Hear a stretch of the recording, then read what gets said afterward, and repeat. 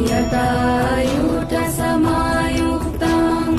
अर्धेन्दुकृतशेखराम् लोचनत्रयसंयुक्ताम् पूर्णेन्दुसदृशाननाम् अतशीपुष्पवर्णाभाम् सुप्रतिष्ठाम् सुलोचनाम्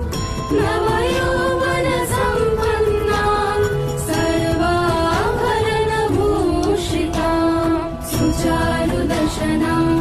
तद्वत् पीनोन्नतपयोधराम्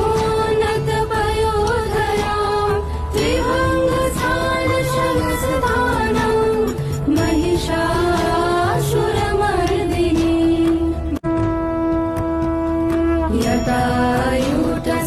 यतायुटसमायुक्ताम् अर्धेन्दुकृतशेखराम् लोचनत्रयसंयुक्ताम् पूर्णेन्दुसदृशाननाम् अतशीपुष्प